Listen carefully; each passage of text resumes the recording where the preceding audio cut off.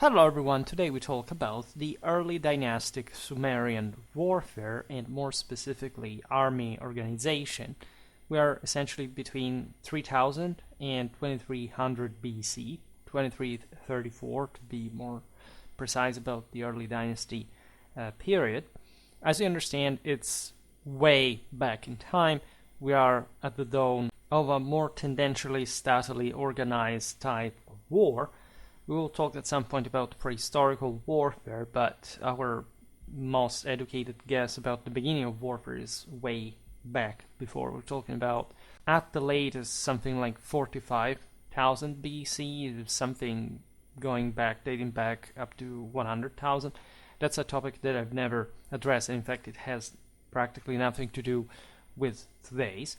But as you know, these are some of the early civilizations we have a concrete record of, and our understanding of warfare passes mostly through a mix of political, social, archaeological, anthropological observance, next to the scanty documentary evidence we can't call historical at this point. In fact, there is already an important level of military organization that we will now analyze by the degree, let's say, of context we have to necessarily provide. First of all, the environment, right? We're talking about essentially today's southern Iraq, right? This is where this civilization is born, unavoidably influenced by both climate and geography. Geopolitics does not exist, it's actually a myth. But it's not like these factors do not influence either. This is true for the foundation of the same civilization. We're looking at alluvial plains situated between the Tigris and Euphrates rivers, so we are towards the estuary of Mesopotamia, that is, as a consequence, very fertile, and thus, given the human societal development at this point, also very productive agriculturally wise. This allows for greater surplus to be organized more collectively and rationally. There is a minus, however, that is the scarcity of rainfall, necessitating the extensive use of artificial irrigation for agricultural practices. Because yes, you do have some riverways that follow certain, at this point also fairly unregulated paths. This does not help agriculture in all ways, right? You do need to channel water and to regulate the flux of the same in order to maintain a sort of stable political and territorial dominion organization. Even the adversities stimulate, of course, a civilizational development, which consists in the need of mobilize and manage labor for the construction and upkeep of the aforementioned canals, waterways, and other public works. This actually stimulates a very high degree of societal organization for the time being, although clear evidence of a distinct military organization is limited. We can, of course, grasp how the same level of political and social commitment in the development of great infrastructural buildings, like the principles of civil undertakings connected with that, would be reflected from a military point of view, with the same level, for example, of societal control, of political authority, especially aimed from a military point of view to protect, defend these communities, their infrastructure, their fields. Equally, being able to challenge the neighbors within this Sumer civilization, as we will see now. We're talking, as you know, about different city-states that are struggling for hegemony in order to prevail, in fact, over them and organizing a larger level of domination. This is also a very long period of time. If you look at the maps of the early Sumer centers, like they're all, even before that, like they're very claustrophobic, all compact, like emerging in areas that you would say, how could they even live here? And also without much in the surroundings to begin with. But that was the best that in these circumstances, the good enough, let's say, that these people could produce. By the start of this period, so we're essentially at the beginning of the 4th millennium BC, the population in southern Iraq, referred to as Sumer or Shumers, geographically speaking, was made up chiefly of 2 ethnicities. Those who spoke Sumerian in the south, and those who spoke a Semitic language known as Akkadian, primarily in the north. The Sumerians do not fit any particular, say, language group other than their own. That's why we distinguish them from the Semites.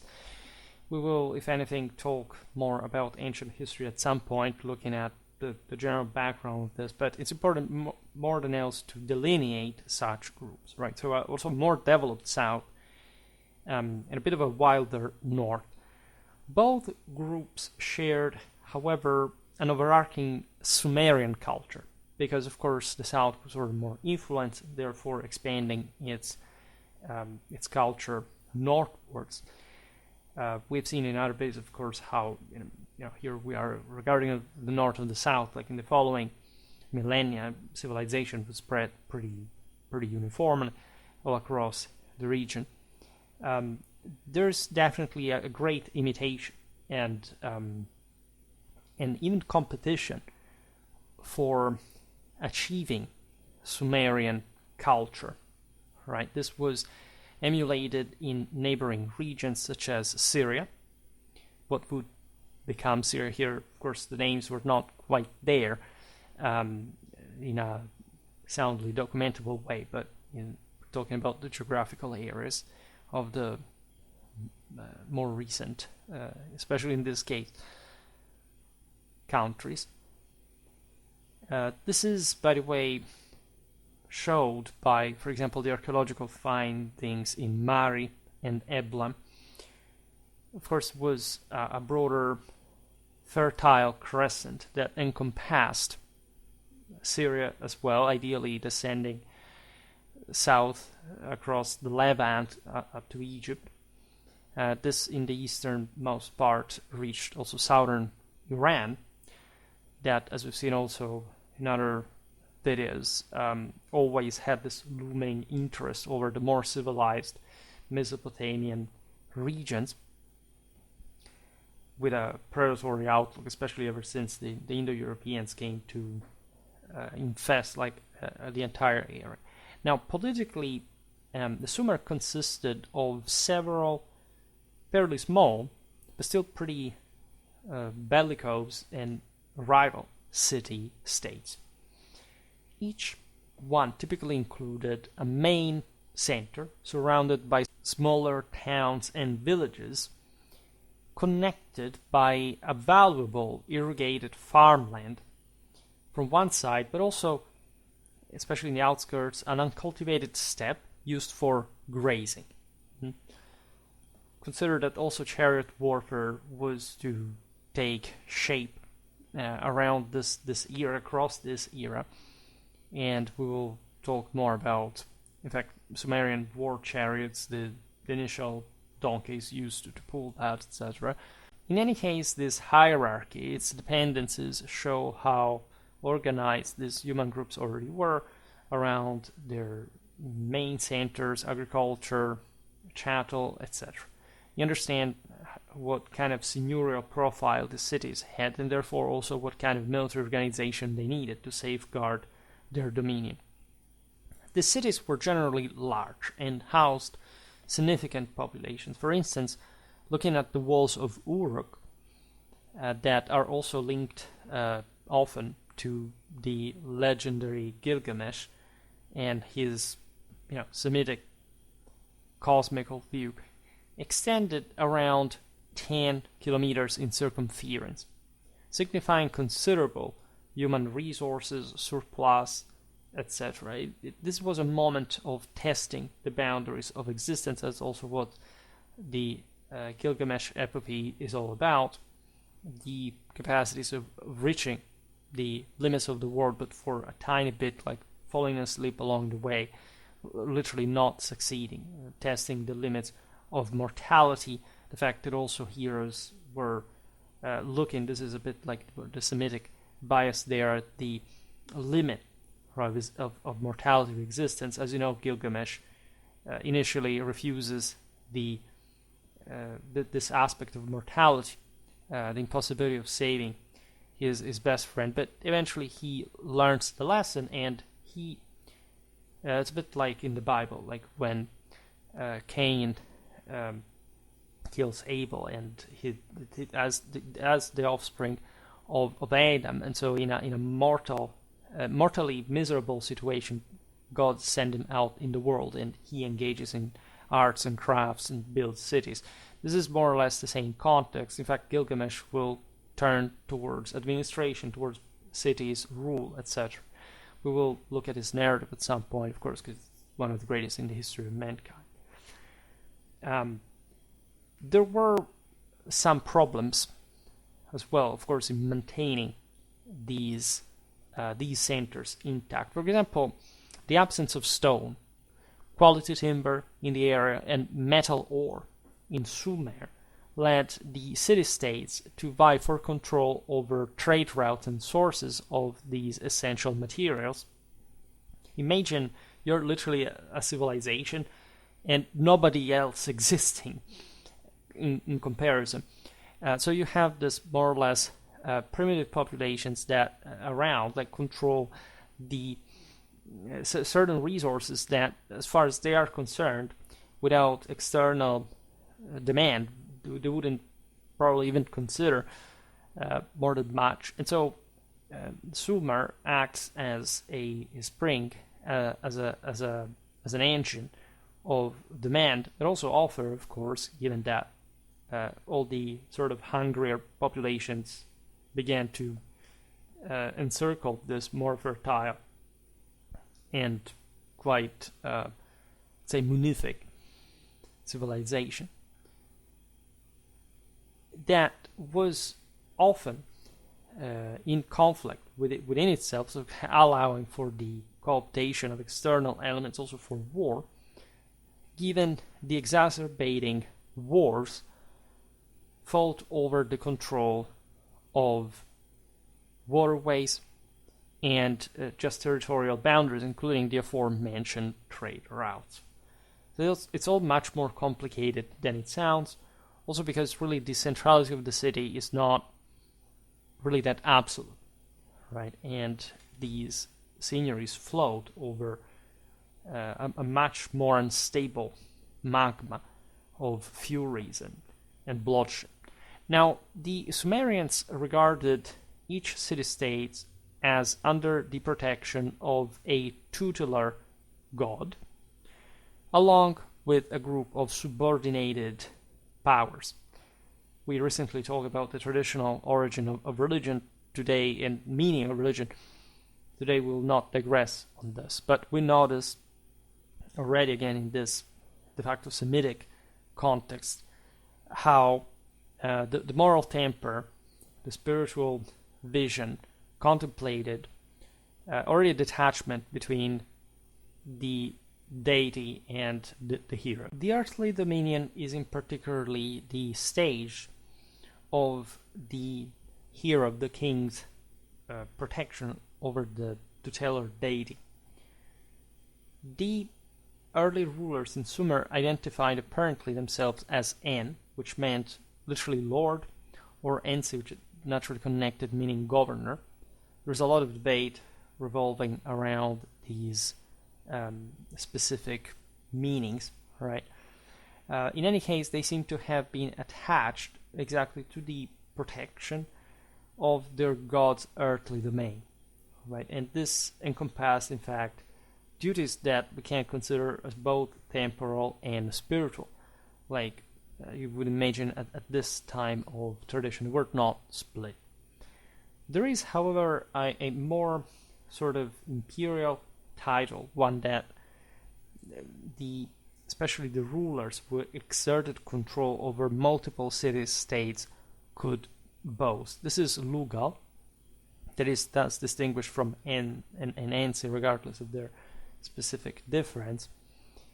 And that reflects, of course, the capacity of different lords to gradually extend, in fact, their control, their seigneury over other centers. You could imagine also that there were, between the largest cities and villages, all kind of different ranks, right, in gradation. Another esteemed title was the King of Kish, which persisted well beyond the early dynastic period. Due to Kish city-state early dominance, the relative title became associated with Sumerian overlordship.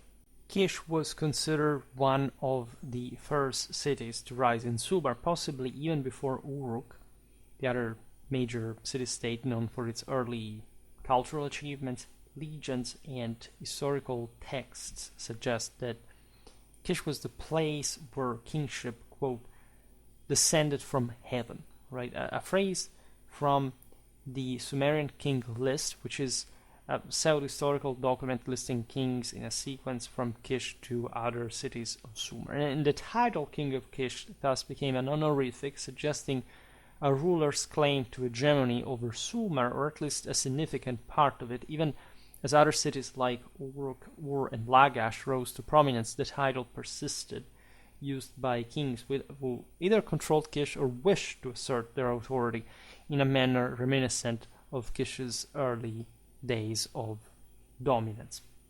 A Sumerian ruler gaining authority over both Kish and the sacred city of Nippur, the home of Enlil, the foremost god in the Sumerian pantheon, would thus be recognized universally as the overlord of Sumer. It's almost like the aforementioned superimposition, but already, sort of separation of that aforementioned temporal and spiritual power, right? Nippur was not just another city; it was the literally home of Enlil, one of the most important deities in the Sumerian so-called pantheon. Now, Enlil was considered the god of wind, air, earth, and storms. So you understand also the relevance with the scarcity of rainfall, how of this god influencing agriculture. But more importantly, he was often seen as the chief god to begin with, overseeing the fates of gods and men. His temple, the Ekkur, was the religious center of Sumer, making Nippur a sacred city. Think at how similar, for a medieval history channel, you had to excuse the digression, this was to the investiture controversy, and even just certain wishful titles like first, King of the Romans in order to be crowned Holy Roman Emperor by the Pope, and so on. This is a completely different time and temper in history, of course. Now, regardless of the aforementioned sort of distinction between Ensi, or Lugal, I'm not even going to enter into the historiographical meat grinder that exists about this topic. Sumerian rulers functioned as autocrats, de facto. This is also, as we'll see now, clear from their military organization. They had palaces with annexed households known as egal, rivaling the same city's temples that had a connection, of course, to power, but also a regulatory function. Right? It was that aforementioned competition between the kings and the priesthood as well. And in part, this check and balance meant reflect the success of the Sumerian civilization. Sumerian city-states predominantly operated as temple-based economies of some sort.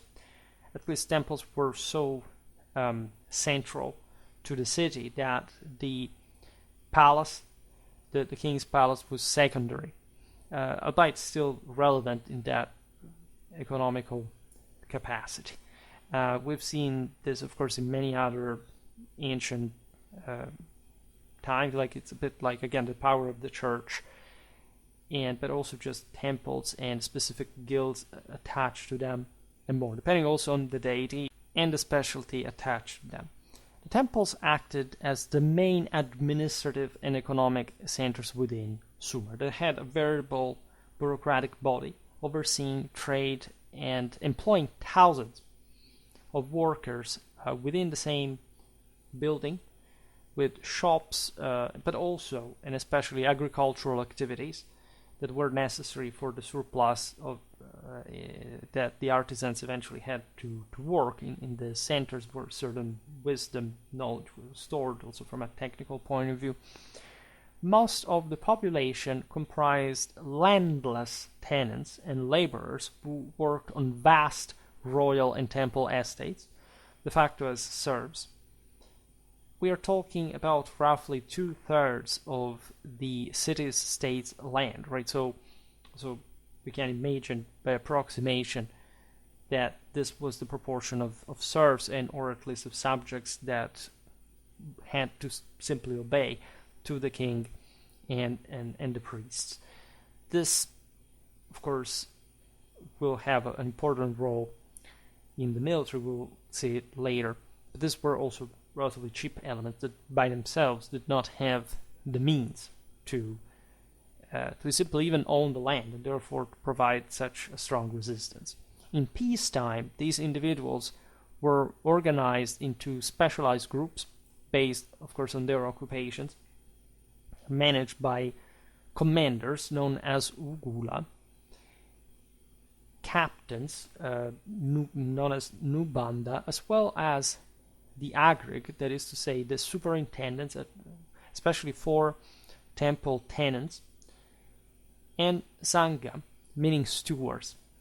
These worked all for the government, either temporal or spiritual, and as you understand, they reflect an important hierarchy that would be paralleled in the military. Private landowners were present as well. There were some freemen, essentially, that mostly starting from a family or clan holding could boast that status, resembling the estate of noble and royal families, however on a smaller scale. As you can prefigure, these are the communities providing with sort of the finest troops, secondarily to the state ones, we could say. In times of war, the ruler of a city could conscript the aforementioned tenants from the royal and temple lands for military service to make mass, right? This was the plebe, the mob. Although the specifics of how this conscription functioned are not entirely clear, probably because it was not particularly organized as more than a militia, or worse, as a matter of fact. So their mobilization could be either emergential or so subordinated to the rest of the military, especially the, you could say, the virtually professional one, that they were not so relevant in the bigger picture, regardless of their mass. That was surely important. It was mostly, not just as we'll see at some point with some military historical unit video, but a matter of arms and armor, but rather of mentality. These were serfs, were not just proactive. They didn't have much of a moral backbone. They were more fearful. They lacked training, that particular lifestyle, right? So the brutality and the efficiency of the soldiery was a lot different thing. In any case, both workers and soldiers were collectively known as erin, a term originally referring to a yoke or neck stock, succinctly capturing the essence of their roles. This is important because it really shows you this subordinated position that is felt even as a sort of punishment, right? These people are less because they are inferior from a spiritual, a metaphysical point of view, and as such, they are forced, they are compelled into fighting into the army, all right? they are subordinated to higher beings. The military-specific titles were Shub-Lugal, meaning king's retainer, and Agaush, translating to follower. As you understand, these titles instead pertain to a higher status. The Shub-Lugal likely constituted the royal household. As a consequence, they were a bit the elite of the army, undertaking regular, virtually professional military tasks, as again the kingly bodyguard maintained by the same sovereign and his expenses, thus troops provided with the finest panoply that would be regularly kept. The Agaush instead are the retinue, right? Some sort of still higher soldiery, or proper soldiery of freedmen, however, so not the ones under the yoke. Erin, who primarily served as, say, warriors, right? That just by vocation, just by extraction, and different from the laborers. Their status was surely the one of royal temple clients, so they were, of course, subordinated to the king, but they formed this different body between the mob and the kingly household that probably constituted the backbone in terms of quantity, quality, ratio of the Sumerian armies.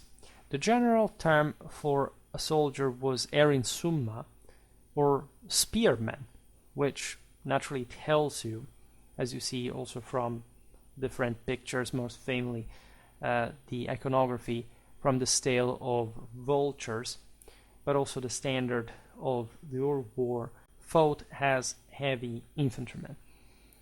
There is a debate here who would be who. Of course, mostly the spearman is the universal fighter in this age, but don't underestimate in this context mostly the psychological divide between these people and the rest of the population, but especially in their capacity to form sort of compact formations, of course not so orderly and regulated like in later millennia, that however were a compact body mass that was capable of smashing to in fact much weaker crowds and causing great slaughter. Of course, there was, as we see from the aforementioned sources, an important degree of training to maintain formation, etc. We can imagine, however, also a great deal of individual virtuosism. It wasn't properly a sense of civic equality or whatever.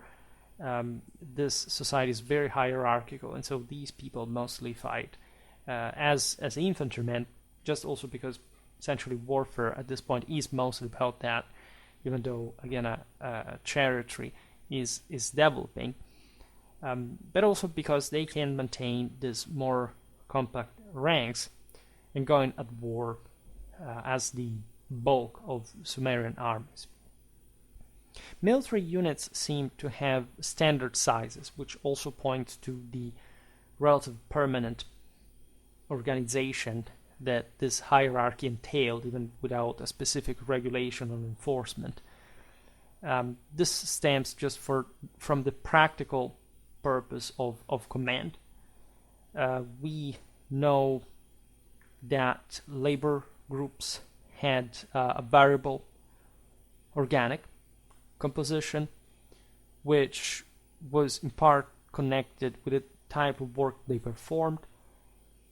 In some ways, these were co-opted in the army as sort of more selected units as specialists. So if they had any particular technical skill, they would be useful in that regard.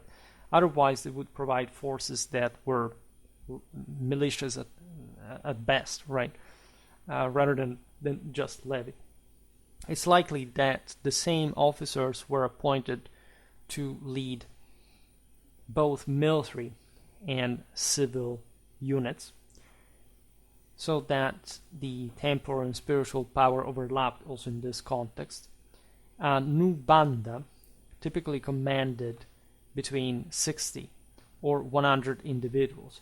So this guy was essentially the platoon or company commander. While this indication is relatively vague, we know that the Sumerians employed both decimal and sexagesimal systems of counting. Hence, apparently, our own 60 minutes in an hour. However, here we're looking at the role of these troops on the field. The Nubanda would seem to be NCOs of some sort. Officers of varying ranks were referred to as Ugula, that, as we've seen, meant in fact standard commander, but their relative units being specified by a suffix in the Ugula name, for example, Ugula Nam, which would mean Nam meaning 10, so the commander of 10, right? And it can be understood here in terms of 10 Nubanda units, thus something like, I don't know, between 600 and 1,000 men, which would be something like a regiment or a battalion at the least. This is interesting because semantically it would seem that armies were hardly much bigger than these larger detachments, and that therefore any kind of commander could have also different endowed with this officer's duty, like at the command of these troops was mostly chosen ad hoc. It was a great not interchangeability of these units, but in organic terms, but from a conceptual point of view. The troops were aggregated under these commanders, could vary in size, so that more or less it was the type of unit that by scale was normally commanded by an Ugula, right? But you had to specify what kind of size that this was. Of course, there would have been proper ranks, we imagine, because these suffixes would point to something that was a bit more permanent than an ad hoc thing. Occasionally, larger units could be formed by combining several Nubanda. At this point, we want to call them regiments, battalions, companies. There's really no equivalent to the contemporary, conventional, organic units, but something, of course, at the root of shared human basis did exist.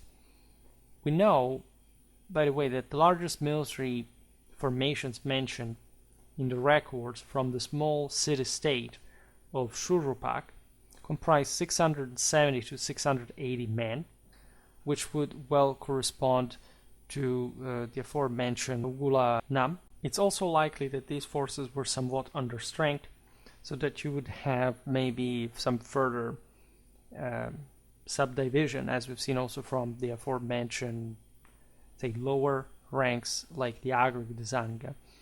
In fact, one recorded instance involved a Sangha from the Nimar temple of Lagash leading troops from its estates to successfully defeat 600 Elamite raiders who were plundering Lagash. Right? It may be possible in this specific state that the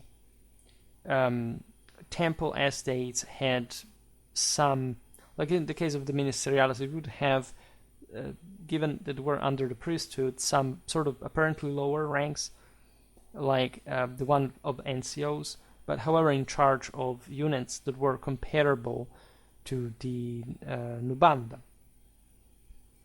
Or even the Ugula. By the way, let's consider that the aforementioned 670 and 80 for Shurupak may have been themselves like the ideal size of these units, but being in fact understrength would be historically typical in history, and let's say even given the smaller units, in the case in this early warfare, right?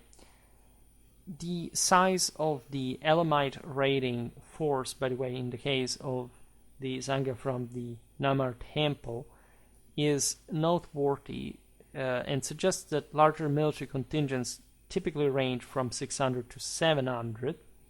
Consider that these were Elamite raiders, so given they were out there for plunder, mostly they would. We've seen at the Battle of Ningirsu Fields in 2425 BC. We are towards the latter end of the period. After, as you know, the early dynastic period, there is the Akkadian Empire, but that's more sort of advanced time in history. You see a bit more chariot warfare, and there the problem that forces had mostly in crossing heavily canalized, irrigated areas, so that battlefields were often marked by these spaces. The Elamites would mostly fight as infantry workers. They would obviously, like in the world picture, if we take from a numerical point of view, they would have had their own mounted troops of some sort, but they would have been much more foot-based than the Sumer. This is important because raiding was carried out largely by these large infantry bodies that would ravage the crops and take them away. It could be quite effective, like locusts, right? But they also had just that given mobility, especially now that chariot warfare was appearing. Things were sort of complicating for them, but chariot warfare was also so embryonal in many ways that infantry could take on the same chariots in certain circumstances. Now, it's not so important. Check that video out if you're interested about Ningirsu Field. Now, besides the conscripted militia, so we're talking about just the peasant levy, each city-state appeared to have a small standing army, derived from the aforementioned ruler's household and partially the retinue of the same. The texts from around 2600 BC in Shuruppak, when it was under the control of the king of the powerful state of Kish, indicate notably large royal household consisting of approximately 600 members, which therefore would appear like these standard units from the largest in terms of probably tactical relevance on the battlefield. These had the greater initiative. They tended to be, as we've seen, commanded a bit like some important chunks of the battle lines, because again, armies were not that big, and each one would have been commanded, in fact, by a let's say someone worth a kingly title to some degree. In this case, the royal household had the best of these forces. There were some, however, also as far as we said before regarding the, not much just the understrength, but the possibility that in fact those 600, 700 standard units were really not made up just by actual fighters. These household unit, that as large as it is, as we've seen, was supposed to be in line with the others numerically, included 144 cupbearers, 113 musicians, and 65 cooks, along with various craftsmen. We're talking about important numbers, more than 1/3 of the total. We do not understand whether these were, as we've seen before, also in part fighting forces, like maybe some technicians, like, I don't know, sappers, pioneers, etc. Because also 113 musicians out of a unit of 600, what's the point of that? 144 cupbearers, these seem more like courtly titles of some sort, right? This is the case also in other times in history. You would have, think about, I don't know, the Ottomans, right? The various branches of the Janissaries were called after the symbols of a typical royal household, including the broad cauldron from which they all collectively took their ration. So there is some sort of giantism here in terms of the prestige and power of, as we've seen, this demigod kings that literally move with their household.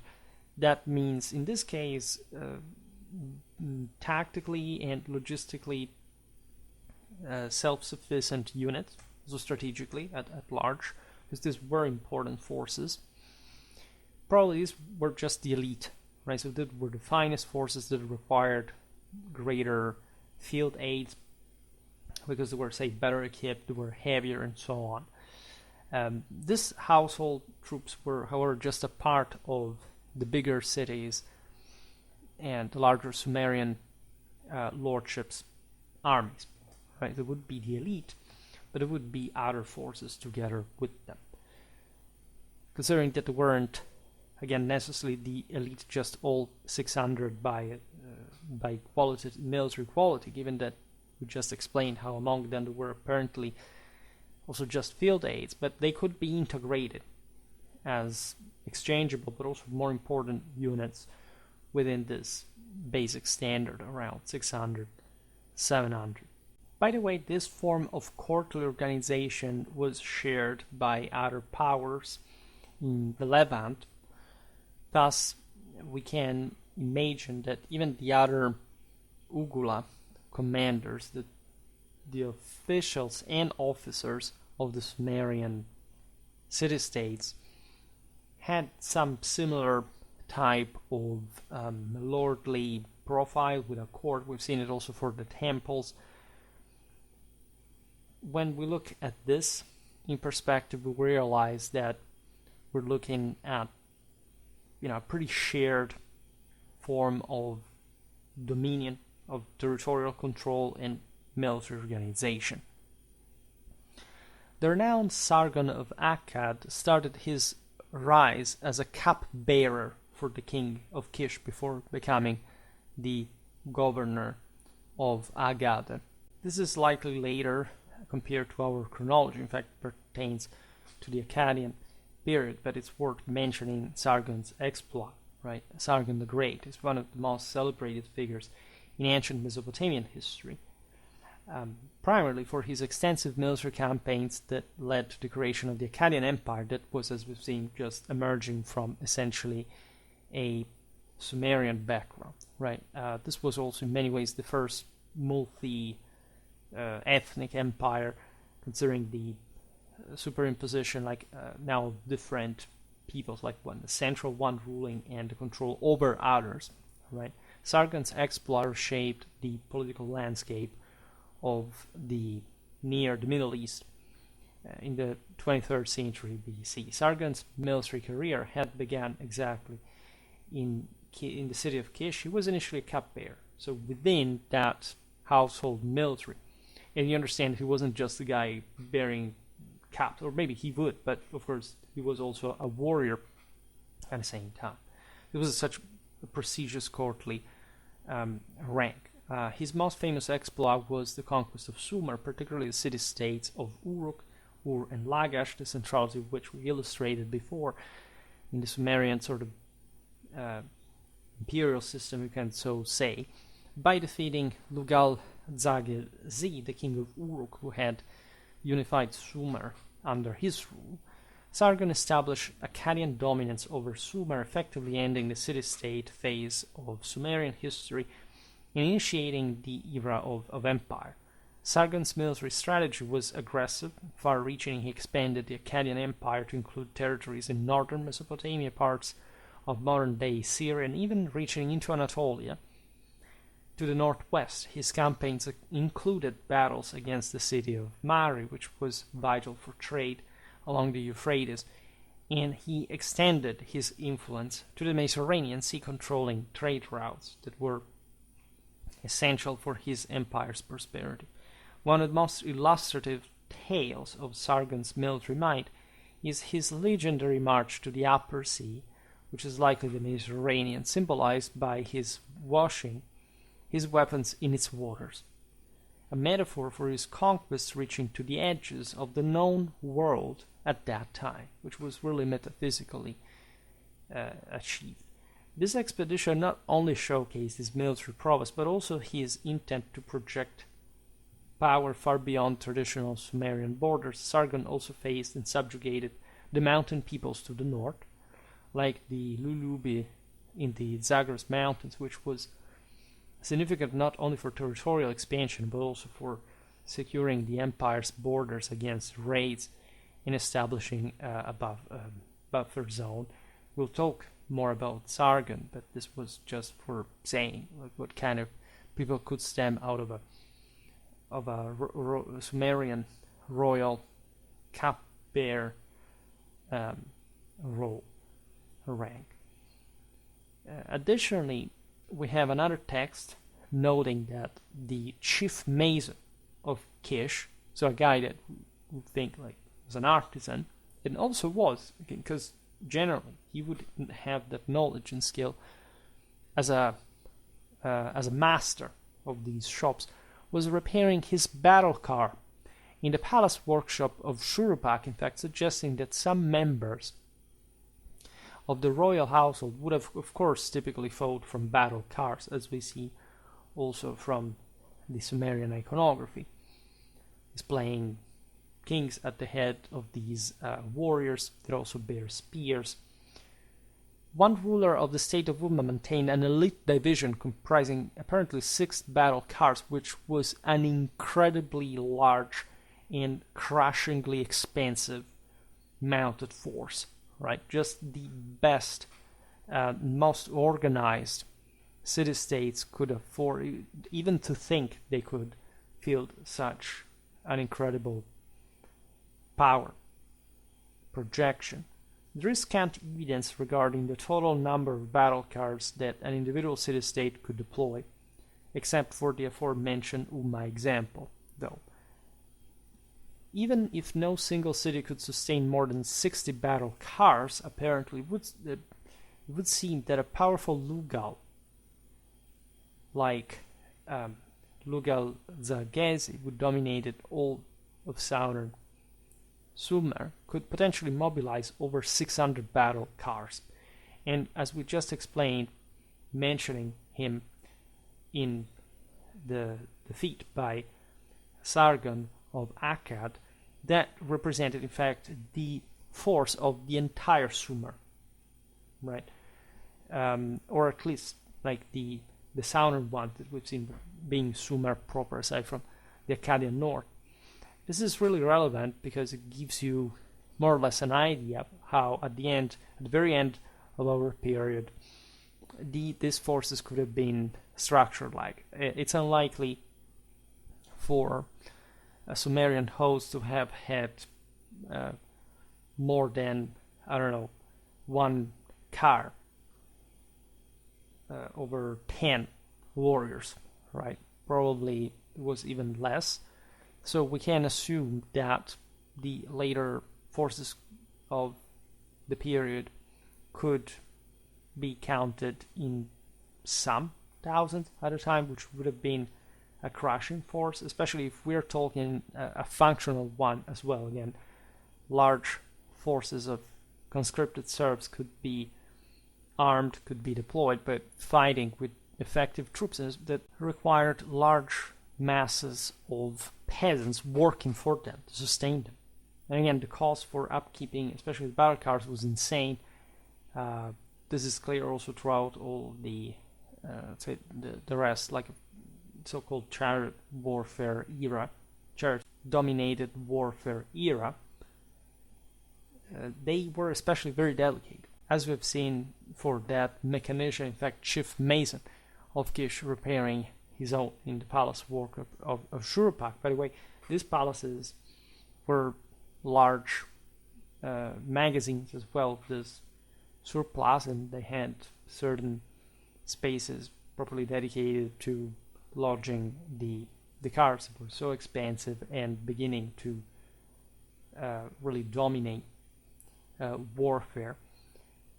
Both tenants and soldiers, including the household troops, were provided with monthly rations of food and oil as compensation from the granaries of temples and palaces. This is also quite interesting because it points at a de facto proto-statal system whereby the costs for war had to be compensated in a way. So if the tenants even were sent to war, you needed to sustain them with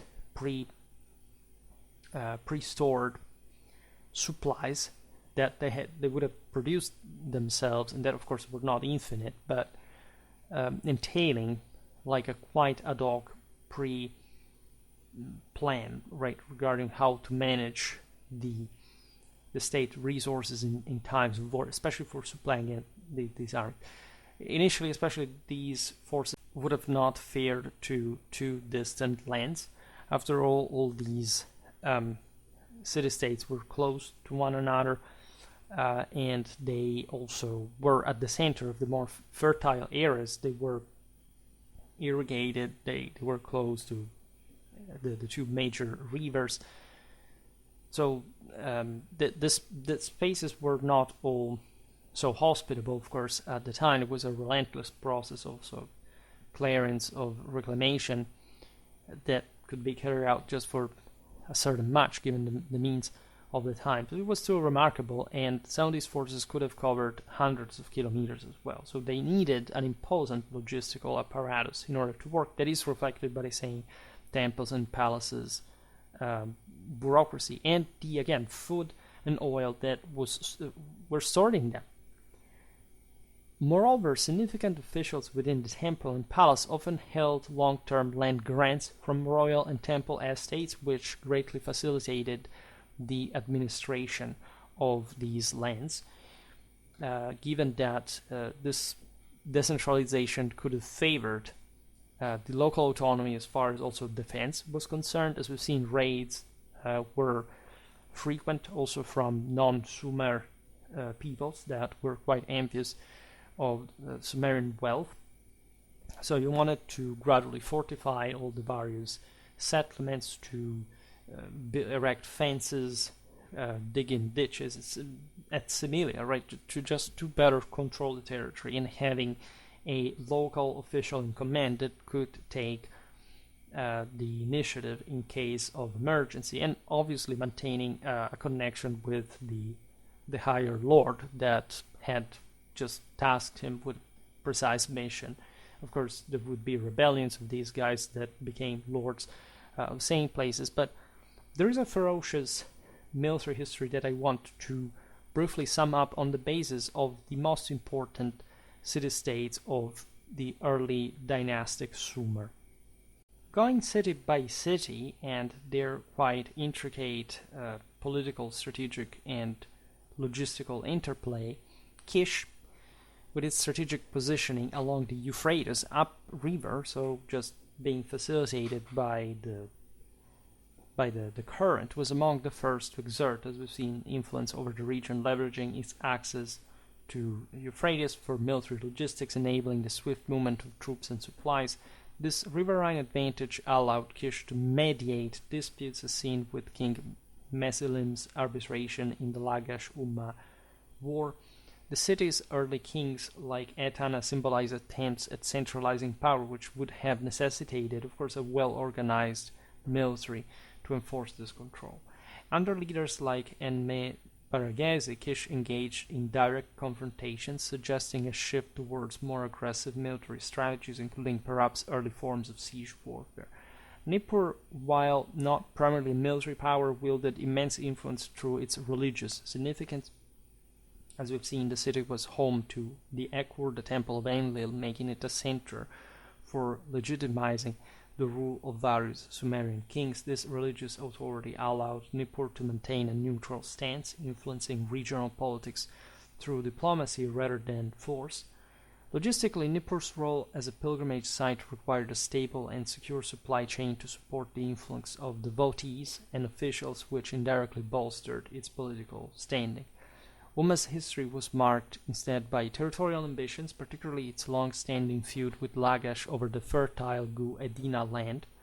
This rivalry showcased Umma's strategy of environmental manipulation, such as altering watercourses to expand its territory, which was a form of early ecological warfare, if you want. Under kings like Urlumma, Umma engaged in these tactics, but it was Lugal-Zagesi who escalated Umma's military endeavors, leading to the conquest of Lagash and beyond, illustrating a shift to a more aggressive expansionist military policy. The logistical challenge for Umma would have been immense, requiring the management of resources for prolonged campaigns, including sustenance of armies, which might have included hiring mercenaries, securing alliances. Girsu, closely tied to Lagash, was less an independent a political entity, and more a part of Lagash's broader military and religious apparatus. The city was central to Lagash's operations, particularly with the temple of Ningirsu serving as both a spiritual center and potentially a logistical hub for military gatherings. By the way, in the Battle of Ningirsu's field, we've seen exactly the extent of the local temples as states, and that's why it was also so important and sacred when the Elamites profaned it and the Sumers struck back.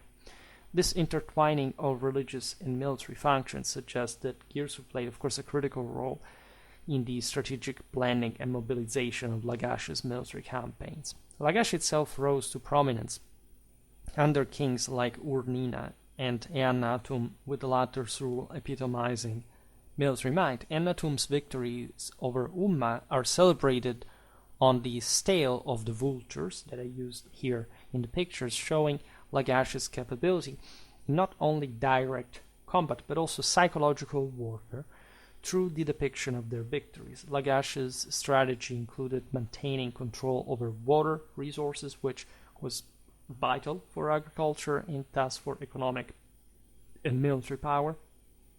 The city's logistical network would have been sophisticated, ensuring the supply of food, weapons, and the maintenance of fortresses. Uruk, with its legendary king Gilgamesh, was a powerhouse early in the period, but saw its fortunes ebb and flow. Its revival under Lugal-Zagesi made Uruk his capital after conquering significant territories, underscored its strategic importance as a hub for both military and cultural influence. Uruk's military strategy would have involved leveraging its size and wealth, possibly employing chariots in battle, which were a sign of military innovation at the time. Ur, while less documented in military terms during this era, would have been involved in the regional power plays, leveraging its control over trade routes for military logistics. Its later prominence under kings like Ur-Nammu hints at the development of military logistics that supported its expansive control. Lastly, Eridu, one of the oldest settlements, might not have been as military active, but would have engaged in defensive actions. Its cultural and religious importance could have played into its strategic considerations, possibly using its prestige to forge alliances or deter aggression.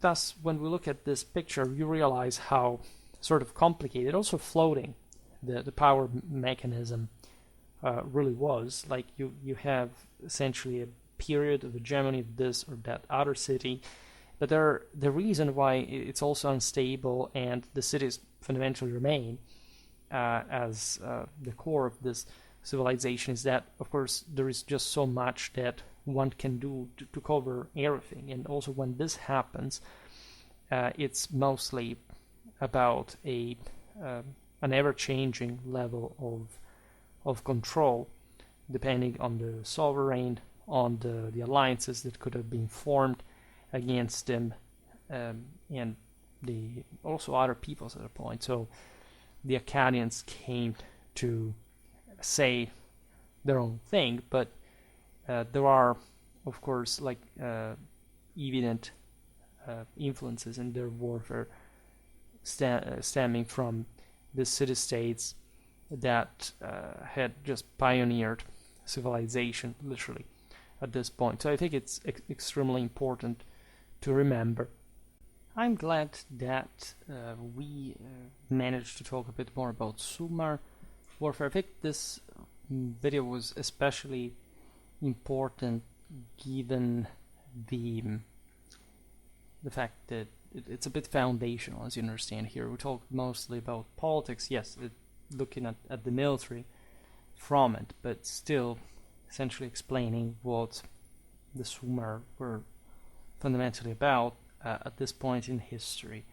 Therefore, how relevant this theater is, how much there were also, by the way, other cities as well, just also upriver, that came to. I mean, the early Assyrians, basically Assur, right, were between the Sumer and Akkad. By the way, we talk about Assyrian warfare as well, that a bit more frequently, because it's also like, such militaristic topic. We made, I think, here I see 1, 2, 3, 4, 5 videos about Assyrian warfare, but we will have, of course, to come back on it because such a crucial period in history and in general. We're looking at all ancient warfare in some depth, so we will connect the dots over time. You understand that we don't cover this earlier warfare too often. However, again, I'm glad because we're fundamentally doing it, and we are here just to continue. For today, however, I stop it here. I just hope that you enjoyed this video. If you did, please share it. Otherwise, leave a like or subscribe to my channel if you're interested in my upcoming content. As always, I thank you heartily for listening to me. I wish you a nice time and see you next time. Bye.